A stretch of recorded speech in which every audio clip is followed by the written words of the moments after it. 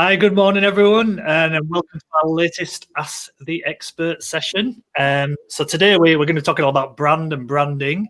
Obviously, you can see on screen I'm here with Lucille, Fliss, and Steph, and I'll ask them to introduce themselves in a minute. But we'll say as we're going through this, please do ask any questions that you've got, whether it's from something you hear or just generally want to find anything out about branding. Please ask the questions. I know a lot of people watch these videos quite often on playback, so not live. Again, if you want to put the comments, questions in the comments, I'm sure the guys would be happy to answer them at a later date. So without further ado, I'll just kind of ask you guys to all introduce yourself if you don't mind, and kind of just explain who you are and what you do, and then we'll jump into some questions. I've got a few pre-sent in, so I'll start with them, and then we'll see how we go from there. So I'll go around my screen. So Lucille, are you okay to go first? Yeah, I'll go first. Hi everybody, I'm Lucille. I'm a photographer and my background is in graphics and design. My business is Brand Stories by Lucille, and I like helping businesses to tell the story of what they do and share their expertise and giving them content that they can promote themselves online and on their marketing materials. Thank you, Lucille. Steph? Yep. Hello, everybody. My name's Steph, and my company is Walnuts. And Walnuts is a company that does unique wall murals to help businesses, basically, like I say, help use their brand in a unique way. And similar to Lucille, my background is in graphics. So that's me. And last but not least, Fliss. Morning, everyone. I'm Fliss, and my business is Honest Folk, which is a brand and design studio, exactly the same as the others. I'm a trained graphic designer, and I worked in brand agencies on global brands and small brands for many years. And then I moved in-house, and I specialise more in brand, and I don't just mean design, so it's brand strategy, communicating a business's what they do and their story to the right type of customer. So that's what I do these days for my own clients, and it's working with SMEs to help them use their brand in the right way. Thank you very much, guys.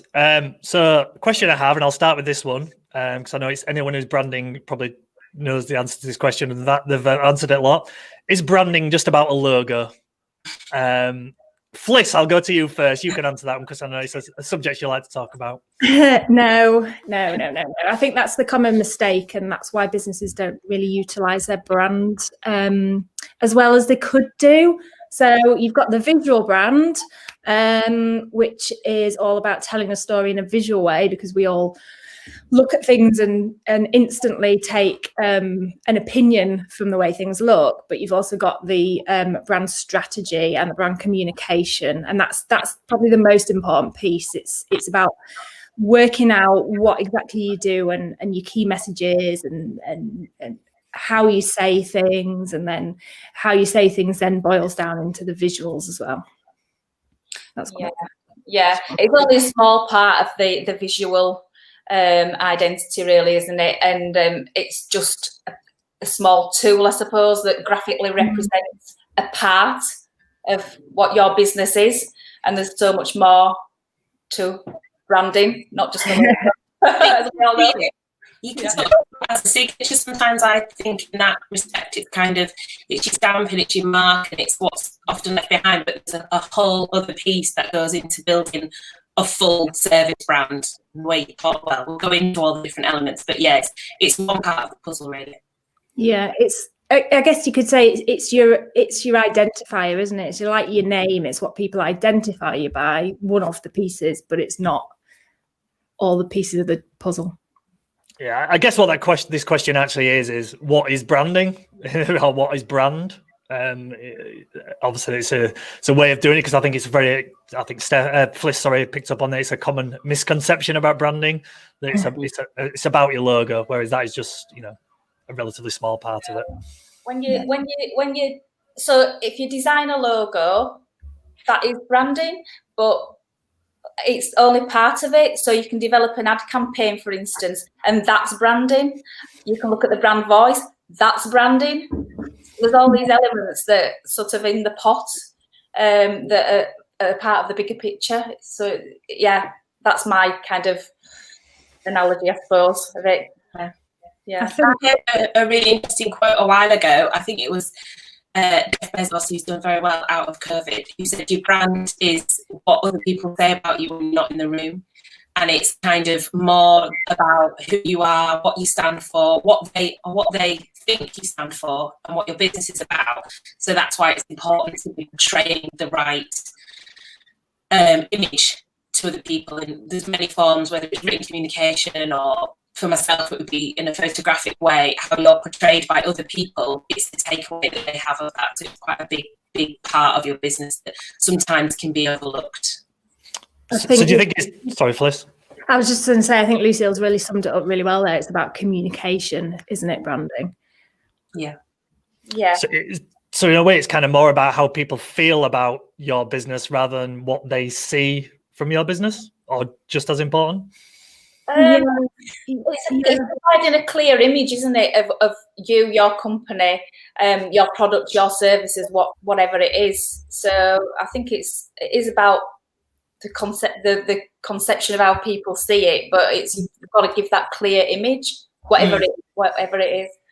Because people buy on how they feel primarily, and those visuals, if you keep seeing them and being consistent with those visuals, that's the purpose of the brand visuals, they'll get that feeling and they'll get those thoughts and everything that your brand conjures up. So that's why you have consistent imagery, consistent graphics, consistent voice, because people instantly recognise you and get that feeling. Yeah, you can often do it sometimes if you're watching the telly. It's like, as a geek, guess the brand before the logo comes up at the end of it. It's kind of like you're watching something like Nike, it's just the masters at it, and you know from the feeling of an advert, the energy, the pace, the way it's shot, the demographic of who's in it, things like that, you can already start to think, oh, I think this is an ad by them, or an ad by somebody else. Or like now all the Christmas ads are coming out, everybody's waiting for the Christmas ads to come out, and you're kind of watching it thinking, oh, who's it going to be, which brand is it? And sometimes it's surprising and it's not who you think it is, and then you kind of think, well, they're maybe trying to reach out to a different audience, or they're pivoting what they're all about. But usually you can tell what the big brands are doing, and I think that's something that even small businesses can look at. And it's almost going back to that question about your logo. You could see an advert again for Nike, and their tone of voice and their strapline, just do it. They don't have to put the Nike swoosh on it anymore, because you know it's them. So when you've got a really strong, consistent brand that's over years it's built up, but they've said the same thing time after time after time, it's got into your subconscious, so they don't have to work as hard to promote themselves, really.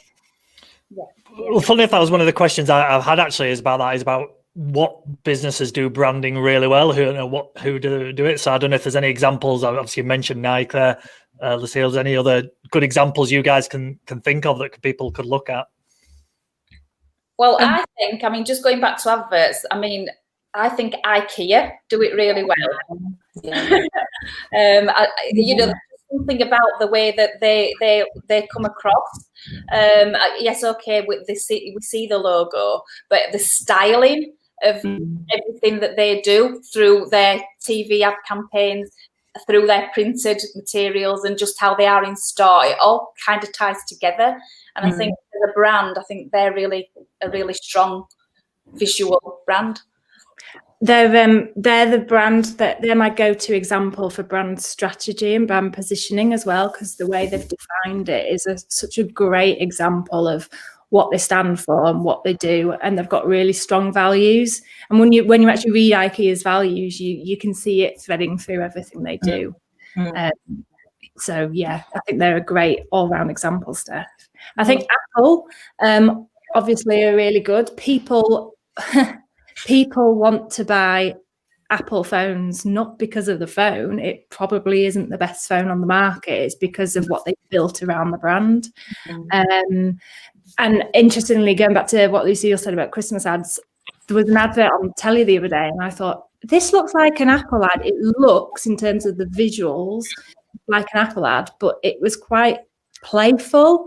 But I think it was the Apple Christmas ad. It changed something, but I instantly knew it was them straight away. Yeah. I've not seen that yet.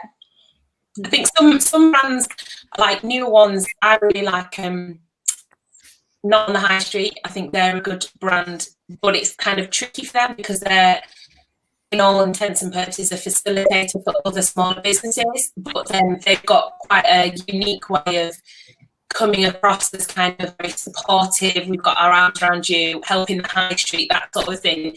You get that feeling whether you see an advert on telly or if you go on their website, it's sort of putting the producers and the small business owners first and giving them a sort of spotlight. So it's kind of interesting how some brands can support each other, I guess, and collaborate with each other to get convey a message.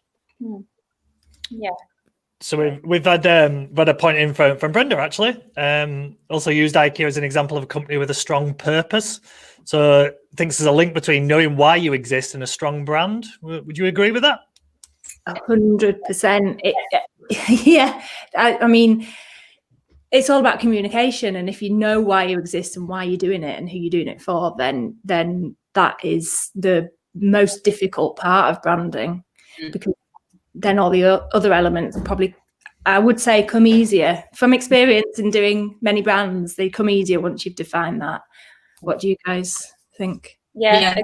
Agreed. I think that there's a lot of people struggle with that initial. Sometimes it's a bit like pushing custard uphill, is what I say. But once you've got up that hill and over, like you say, I think it comes easier because everything's a lot clearer then. Yeah, I think I found it quite interesting.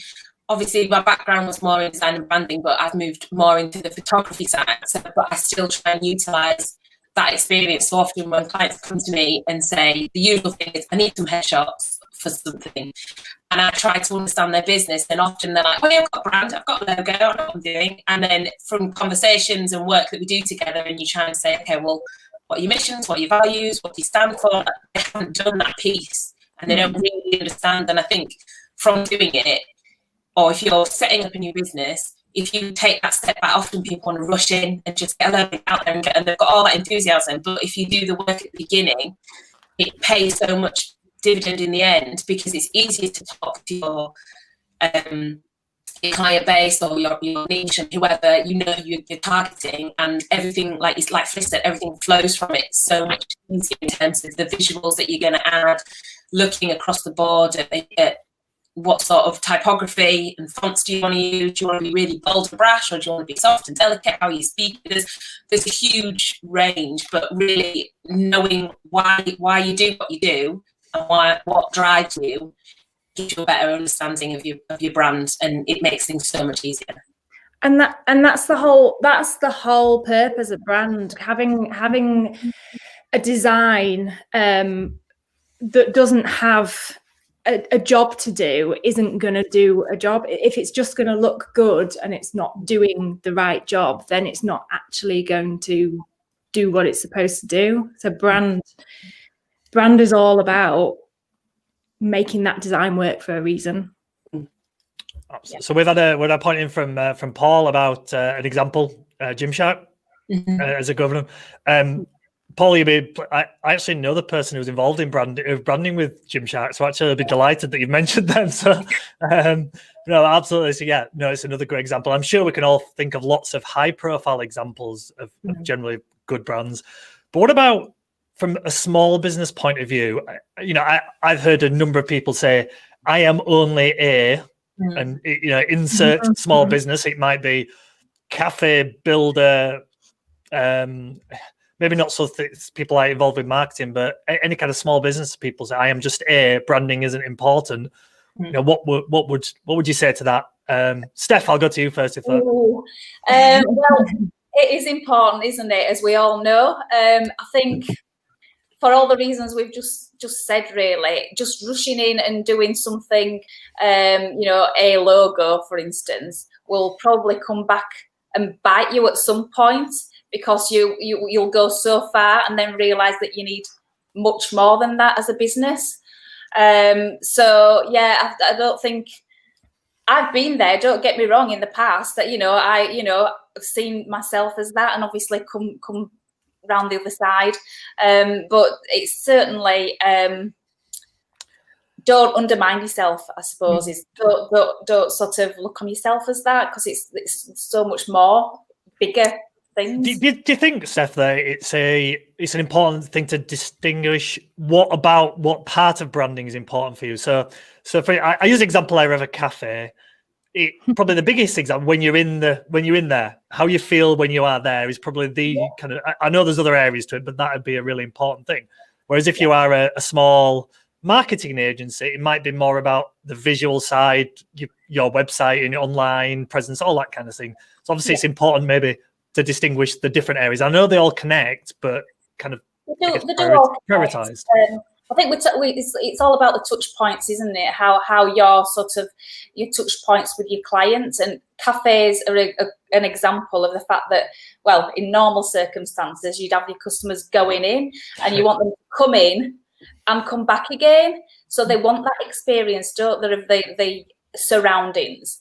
And if there's kind of really nothing there, then you don't get that feeling and you're unlikely to come back.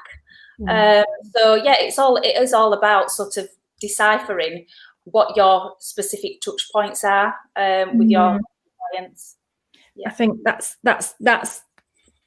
a key thing, isn't it? It's about the experience that you have when you're there, and that is, you're trying to create that experience in lots of different places with your brand. So yeah, a cafe, the environment, a restaurant, wherever, even a store, it's how you feel when you go in there. And then if you can replicate that on other channels as well, then brilliant, because they're being reminded of that feeling and then they're going to go back to have it again. Yeah. And the thing with that is, it's all about being consistent then, isn't it? Because if you do one thing in one place and one thing, in another, then there's going to be this sort of disconnect here with your customer thinking, well, hang on a minute, what are they all about? And, also within your own four walls, your own employees, there'll be mixed messaging, won't there? As well, who is this business that I'm working for, and what do they stand for, and do I align myself with them? And it all gets really confusing. Yeah. I think communication, like Fliss was saying earlier, for small businesses or independents and things like that, it's building up those communication channels with your customers. And it's so easy now with social media to speak to a really big audience, but you need to sort of have a bit of a plan and a strategy about how you're going to do that. But don't play yourself down just saying, oh, I'm just a cafe, a little tiny cafe who wants to hear from me. You could be a really important part of your community. You could speak to quite a few people, and especially now, a lot of businesses have had to pivot and put themselves online. So having assets that can help you do that, and understanding, again, goes right back to what we've been talking about. It makes it easy to know what you want to say, who you want to speak to, because then it just comes naturally and it doesn't feel forced. You can be honest about who your business is. But I think you're missing a trick if you don't try and, as a small business, you don't think it's important. I think it's just as important for the little bakery down the road as it is to Greg's. We're huge. So they do it, so why can't you dream big? Go for it. And I think, just touching on that, it's not just about your purpose, it's about your customer. And if you know your audience, you can, because we're not for everybody, and it's much harder. If you think you're for everybody, you can't attract everybody in. But if you know your audience and you tailor your visuals, your space, your voice, your marketing to that audience, you will attract them, because they will really want to be there because it's their place. Yeah, it's finding your niche, isn't it? Finding your niche and sticking with it, really. Yeah, and speaking to them directly. Yeah. It was interesting that I think you touched on it, Steph, and Fliss, you kind of just did then about essentially consistency of the brand as well. Do you think that is probably the biggest challenge for smaller businesses to, especially if it's one person or maybe a couple of people, to try and be consistent, whether it's on social media, whether it's on their website, whether it's in a physical presence, to have that consistent approach can be probably quite difficult for a lot of small businesses. Yeah. And it's very hard when lots of different people are doing things as well, because we see things that we like and we go, oh, I like that. And sometimes you think, I'll do it like that this time. But it doesn't necessarily mean it's right for who you're speaking to. And it doesn't necessarily mean it's on brand. So it can be really hard to have the tools and to know how to do things with a bit of flexibility as well, because you don't want to be so consistent that everything you put out looks exactly the same. But that's where building up a bit of a style and just setting your own rules, really. These are my colours, these are my fonts. I use imagery in this way. It's just sort of building, it's what I do and you guys do, build a mood board for yourself. So when you're doing something, you can look at it and go, right, does this fit with the mood board? Yes, I'll do it. No, right, let's look for something else. Yeah.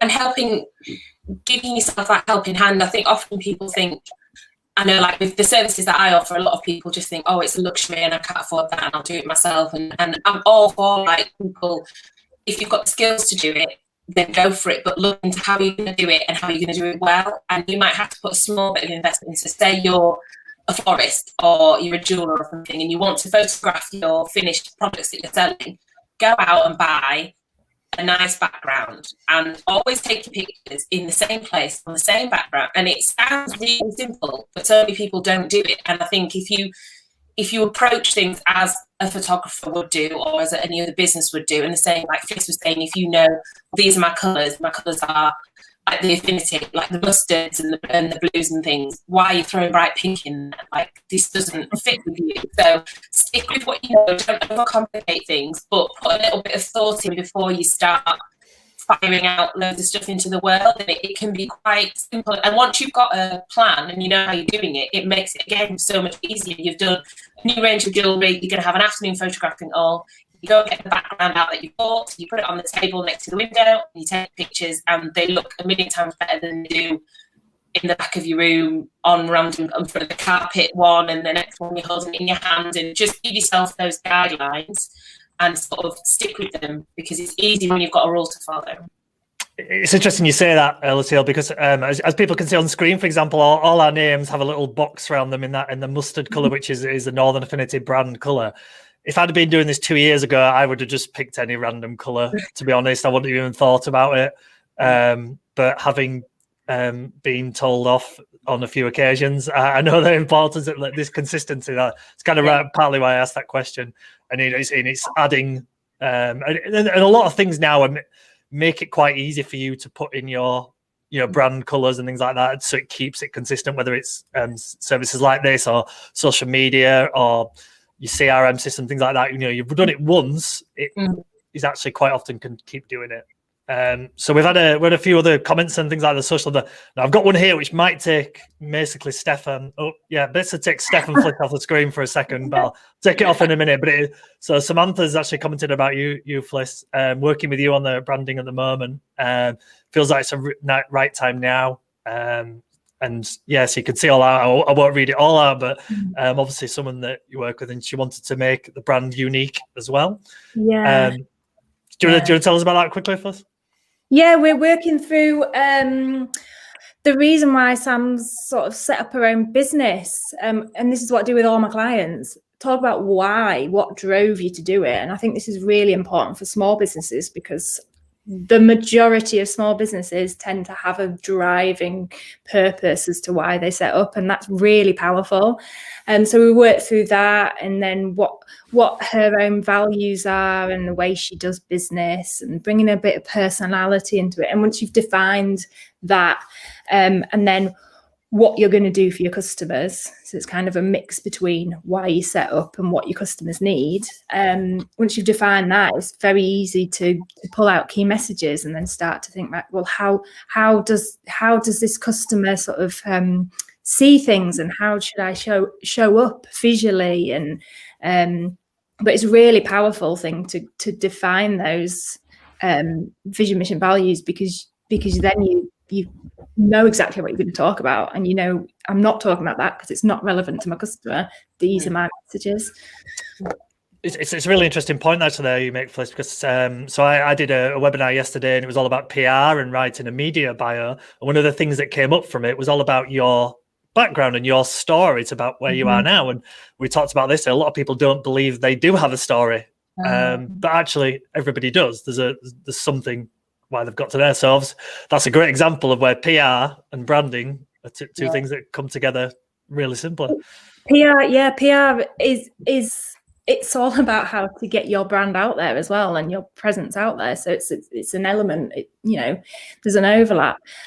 Something when I'm doing a strategy for clients, I write a brand story. Because if you think about it, if you've got other employees and people are coming into the business, they need to learn about why the business set up and where it came from. So it's really a good thing to do to define your brand story. Absolutely. And looking back, I think there's an element as well in terms of heritage can sometimes be really interesting, that people often think we've been doing things a certain way. I was speaking to someone a while ago, a baker, and he's sort of taking more of the business over from his parents, and they've got 30 years of experience, and they're stepping down, this, that, and the other. And I was kind of saying, well, now's a good time to utilise them while they're still in the business and get information about their heritage, the skills and imagery of working with them, because that sets you apart. It's you might have had a business going for a really long time and think that there's nothing new or unique about you, but your story is really, really, like, I love businesses. I mean, my whole business is brand stories, and it's because there's so many. You might think to you it's not interesting, but to a lot of other people, it sort of speaks to your expertise, your knowledge, the experience you've got, and what you do, and being able to convey that with your audience. It makes you unique and makes them want to listen to what you've got to say.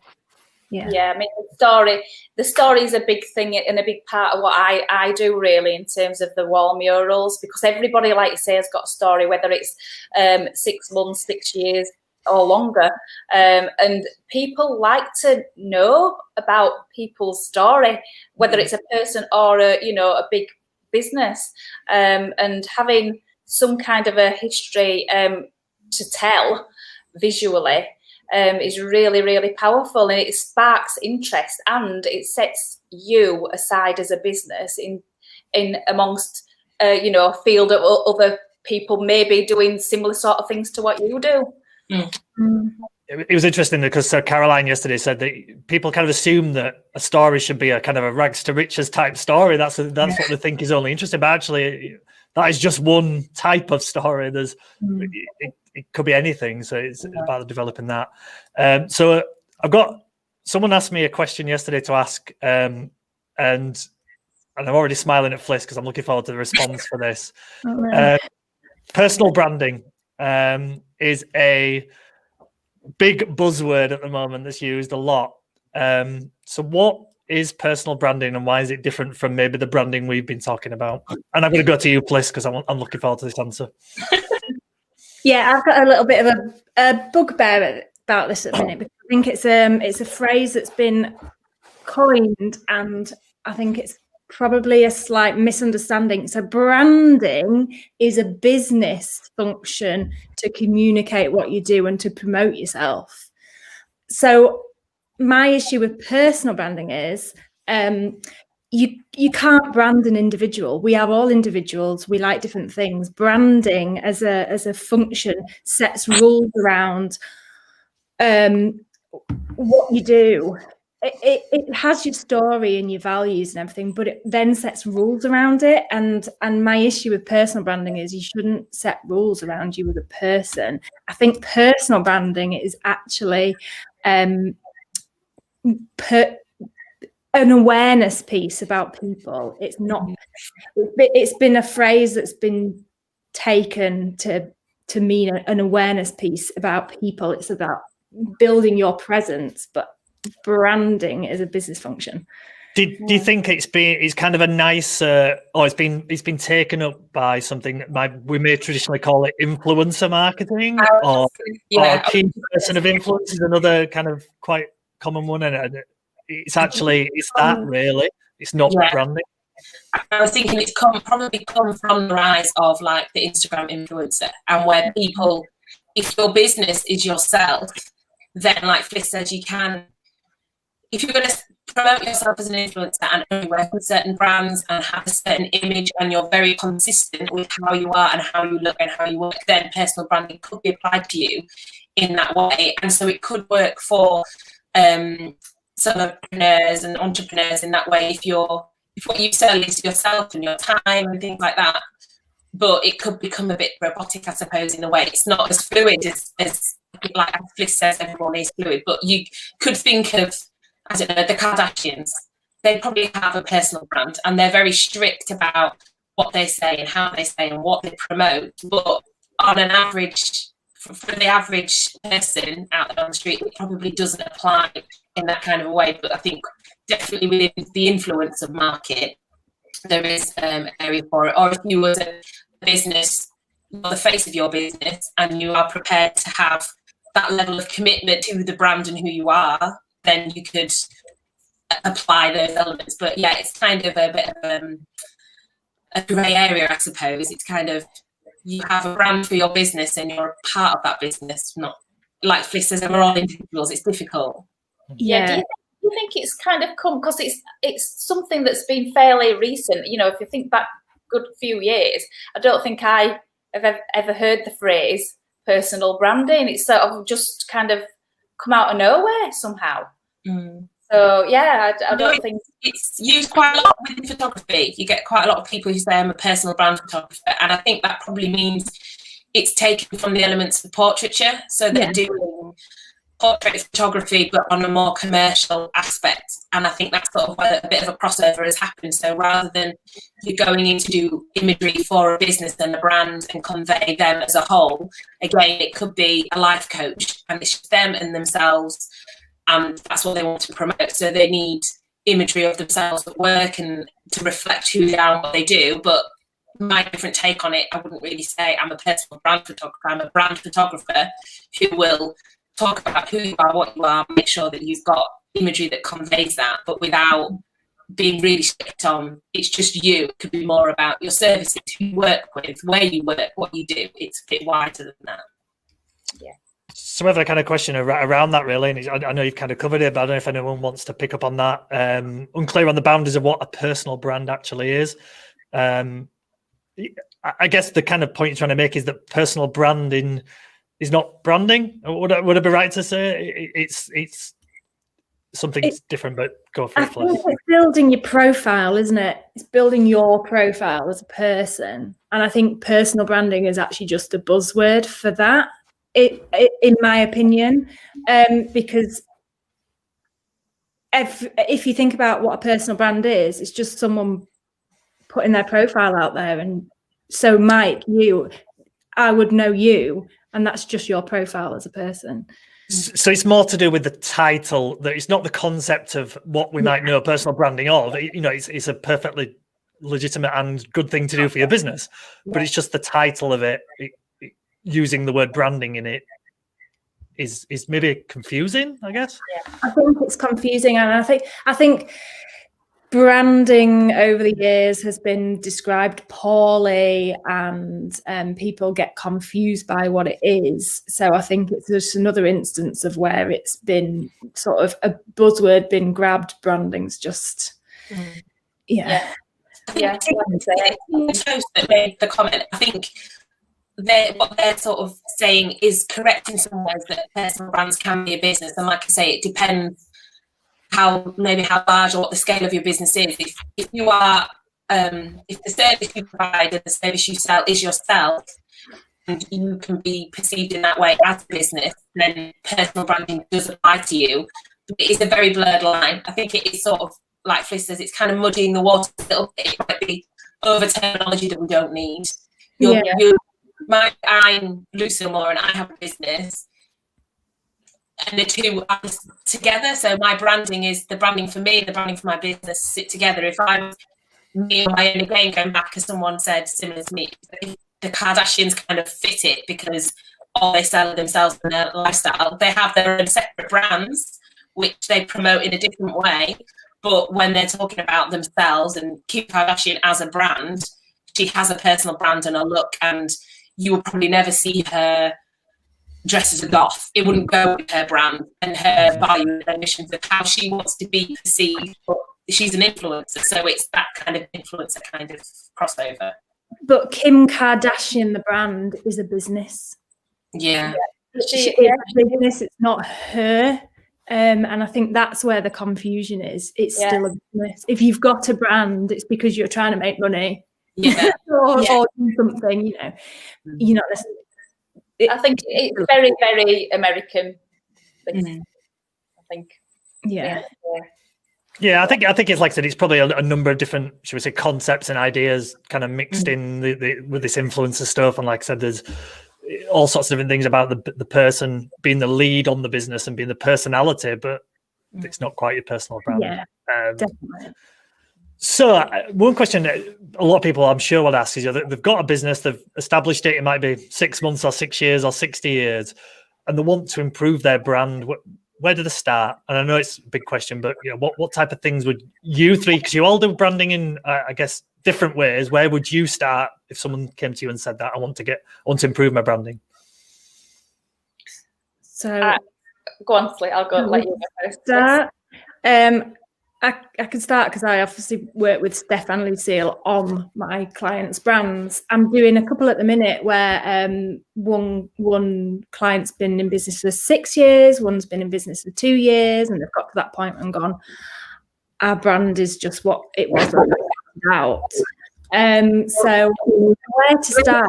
I always start by asking about the business, understanding the business, what they do, why they do it, who they do it for, how they work, because then you can understand their personality and build from there. So it's a strategy thing first. It's the strategy piece, and that's part of that is understanding your business plan as well and where you want to go in the future. And then I would go from there.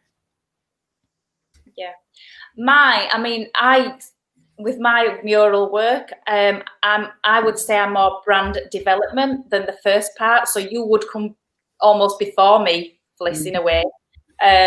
So by rights, at that point when I pick it up, I would be basically recapping on where they're at now with things, and then adding to it in terms of just bringing something a little bit more unique into the mix.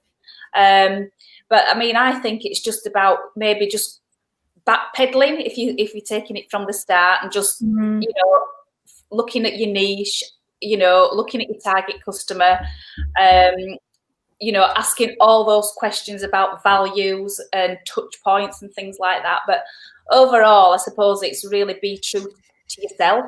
So you might find when you actually ask the questions of yourself and your business that actually this is not what we are. And perhaps we need to just have a bit of a recap and start again almost with the whole process of just asking the key questions and finding the answers to be able to kind of move it forward and on how you want it to.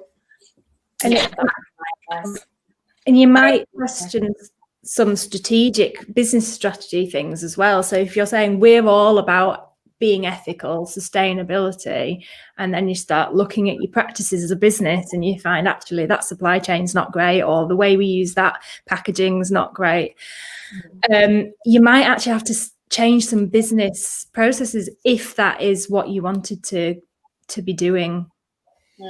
Yeah, I agree. I think if a client came to me, it is all about sort of going back to basics and stripping things down, and whether they're a startup or they're quite an established business, it's about understanding. For me, I like to understand who they are and what their message is, and for my sense, it's how they want to convey that message. And again, it's like Steph said, you ask the same questions. Why do you do this? Tell me about your business, the services and packages that you offer. What are your missions? What are your values? What's important to you? I'll ask about their brand assets, and sometimes people won't have any, or they'll just have a logo and that's it. And you're kind of getting them to explore a little bit more about how they can develop it, in what ways. I might signpost them to somebody like Fliss and say, look, I think if you're really looking into it in a deeper way and want more strategy behind it, then sort of share them with other contacts I've got. But it's a big thing for me as well is the usage. If someone's coming to me and they're going to invest in having a photography session done, they might think, oh, I've got a new business and I'm launching it, and I want these images and I'm going to use them on my website, and sometimes I'll just it. You kind of think, okay, well, what about have you thought about your social media platforms? Have you thought about other marketing material you might make?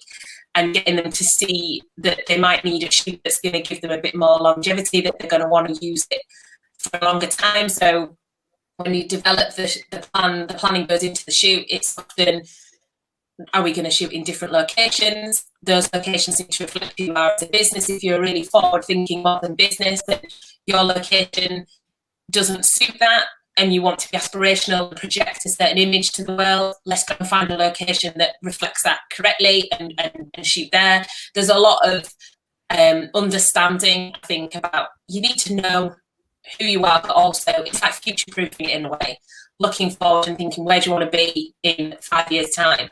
And start projecting that image now, and then hopefully you'll get the right clients and you'll be speaking to the right people, rather than just thinking, oh, well, right now I work at home and so on. But I don't know, it's different. Again, it comes back to telling the stories. I'm currently thinking about doing some more brand stuff for myself and getting some more imagery for myself. And the big part of who I am is I'm a working mum, I'm busy, I've got kids around, and that's part of my story that I want to tell. So I need to kind of have some images that reflect that in the most professional way that I can, but it helps me to tell that story of who I am and who my business is, and that sort of behind the scenes aspect of it, and add it into my brand my business profile in the correct way. So it's about going, I think, drilling down and really understanding what a business is and how they want to be perceived and what's important to them, and how they want those values to come across, really. I think I've got just something to add to that. In fact, it's a lot of the questions that you ask as well, or particularly when I'm doing my bit, is asking how you want your client to react to your brand. You know, I think that's a big question, or whoever your target audience is. If it's your client, it might even be your employees or potential clients. I think that is a big question to ask, because perhaps a lot of people may not have even thought about that. They may just be thinking, sort of looking a bit inwardly rather than outwardly, and how they want that person, whoever that person is, to react to their brand. That's important. I've just been doing a strategy this last couple of weeks, and that is one part of the strategy. We want our audience to feel this, and this. So then you know that everything you do needs to make them feel that way. It was really interesting. I picked up on a point that you mentioned there, Lucille, a minute ago about the kind of essentially branding is a long-term strategy. It's not like Google AdWords of getting loads of customers in overnight. And do you think that's maybe one of the reasons where some smaller businesses don't invest, I'm talking time or financially here, in branding? Because a lot of small businesses kind of by nature do look quite short term with their marketing activities and what they do, just because they have to. So do you think that potentially is quite often you get somebody who's established themselves doing what they're doing, and then they rebrand once they've got to that point when they can start thinking long term? Do you think that's a fair? I think it changes time. Sometimes people are quite reactive, or if they've gone through a big period of growth, maybe that might suddenly, again, going back to COVID, some businesses that perhaps weren't online or weren't relying so much as being online have suddenly thought, I need to put myself into this space, but I don't know how to do it, and I don't have the assets to do it, and I need some guidance around sharing their business professionally online. I think it's different. You can see the high street's probably changed quite a lot, and you can see, I feel like, optimistically, a lot of businesses do seem to take a bit more care and attention. Startups especially, it is a part of what it's your marketing, really. I think it's considering brand. You can't really market yourself if you don't really have a brand and a kind of a way to do it, I suppose. So it should be a consideration for new businesses. Yeah, I think it's a lack of understanding of the difference between marketing and brand. And I think the brand industry is appalling at explaining what branding is. There's so many different definitions of it over the years. So there's no wonder that people are confused and don't think it's for them. And I think people know they need marketing. We need to market our businesses, but they don't know the depth of what branding involves. And it's probably the industry's fault by and large. So they instantly go, well, I need to market myself. But as Lucille was saying there, without knowing what you stand for and all that key messaging piece, which is a brand piece, you can't market yourself effectively. You're marketing a product, you're not necessarily marketing the business. And that's and marketing your business and what you do, it has much more longevity than marketing a product. That's a good point. Yeah. So interesting question here about measuring branding. It's not so how do you measure? I suppose the end of a project, it's kind of never ending. That would be my immediate gut reaction, is that branding is not, there's not an end point as such. It is an ongoing piece. So yeah, would you agree? Yeah, it is an ongoing piece, but I suppose you can kind of measure. You can look back at like how many clients, for instance, you've done after you've rebranded, for instance, or a particular piece that you've put out there. I suppose you can look back and do some analysis around that, but that's not the end, because then you're on to the next thing and the next thing. So yeah, it is an ongoing piece, I would say.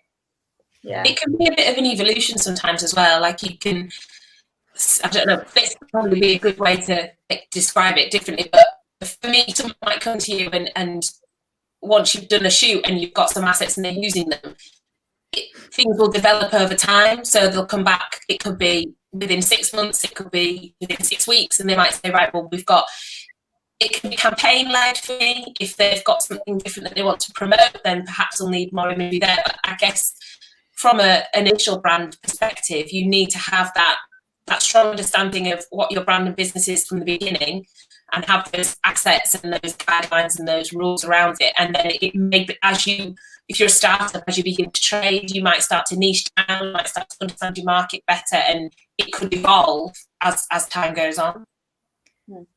I think it depends what the project is. So brand is a function of your business and your business strategy, but branding is you might have a visual branding project. That's a project, and you're doing the actual project.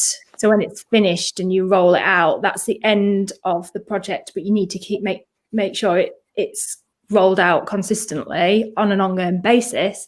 Or you might have a branded space, that's another project. Or you might have a brand photo shoot or a brand photography style, which is consistent and you keep doing. But branding is a project, and it depends on the types of projects, but brand is your ongoing thing that should run through every thread of your business. Yeah, I mean, it's something kind of, a general point about measuring things for me. I always, there's certain areas, there's some things that are really easy to measure. Let's say social media is exactly an example of that. You can see how many comments, how many likes, and how many retweets.